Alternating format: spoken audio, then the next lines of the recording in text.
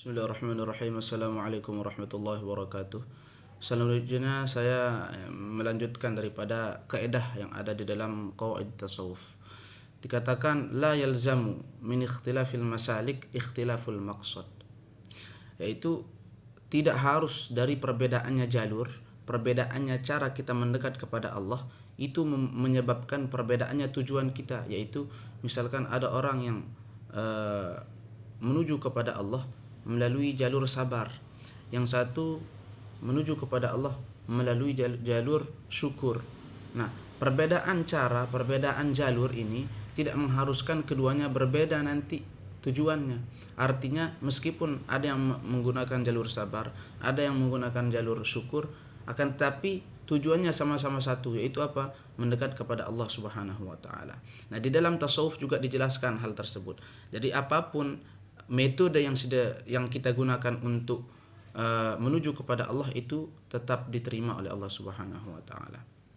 Kenapa? Karena qad yakunu, dikatakan lanjutannya daripada kitab tersebut, qad yakunu muttahidan ma ikhtilafi masalikihi. Terkadang yang berbeda jalan itu, berbeda metode itu, dia satu meskipun berbeda jalannya. Kal ibadati waz zuhadati wal ma'rifah. Seperti halnya orang yang mendekat kepada Allah dengan ibadahnya, ada juga yang mendekat kepada Allah dengan kezuhudannya, ada juga mendekat kepada Allah dengan kemakrifatannya, dengan pengetahuannya. Akan tapi apa? Masalikun liqurbil haqqi ala sabilil karamah. Semuanya itu tujuannya satu, yaitu menuju kepada Allah Subhanahu wa taala. Wa kulluha mutadakhilah. Makna mutadakhilah ini adalah semuanya itu satu kesatuan. Sehingga apa? Fala budda lil arif min ibadah. Maka harus orang yang arif, orang yang mengetahui, mengenal Tuhannya itu disertai dengan ibadah. Wa illa fala ibrata bima'rifatih. Kalau dia tidak disertai dengan ibadahnya, orang yang mengenal Tuhannya akan tetapi tidak disertai dengan ibadah kepada Allah, maka tidak ada harga, tidak ada la qimata lahu, tidak ada harga daripada pengetahuannya itu. Idh lam ya'bud ma'rufuhu, karena dia tidak menyembah sesuatu yang dia kenal. Sehingga pengetahuannya terhadap Allah itu tidak sempurna. Begitu juga walabudda min zuhadah. Begitu juga harus bagi orang yang zuhud. Untuk apa? Untuk beribadah, karena tidak ada harga daripada kezuhudannya kalau dia tidak beribadah. Maka dikatakan fala wa illa fala haqiqata indah. Jikalau dia tidak disertai dengan ibadah, maka kezuhudannya itu tidak zuhud yang hakikat, yaitu zuhud-zuhudan lah. Idh lam yu'rid amman siwahu, karena dia berpaling dari selain Allah Subhanahu wa taala. Karena dia berpaling dari Allah Subhanahu wa taala. Kemudian wala budda lil 'abid minhuma. Begitu juga harus bagi seorang hamba ahli ibadah itu disertai dengan ma'rifat dan zuhud.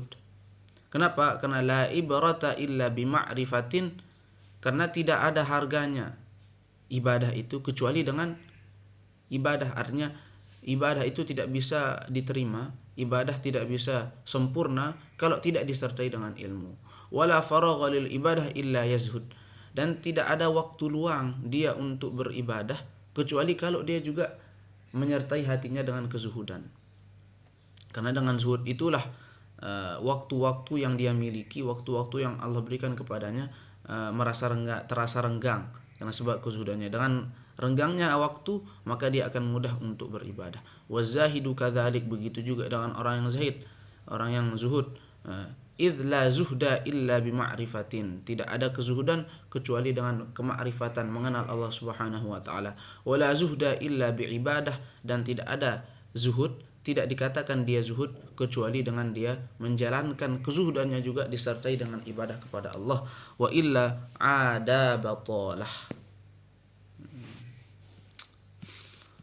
Naam, dikatakan juga naam man ghalaba alaihi al-amal fa'abid. Barang siapa yang didominasi dengan amal, perbuatan ibadah, maka dia disebut dengan abid.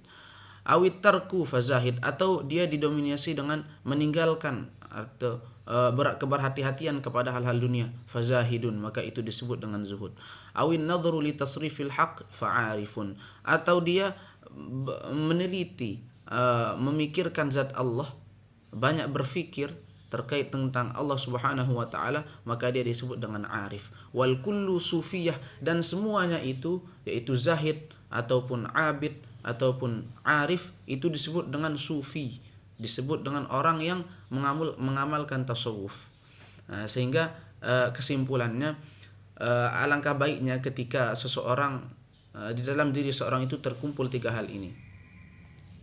Meskipun akan tetapi dari segi lain juga tidak apa-apa dia berbeda jalannya menuju kepada Allah selama tujuannya satu, yaitu apa? Allah Subhanahu wa taala.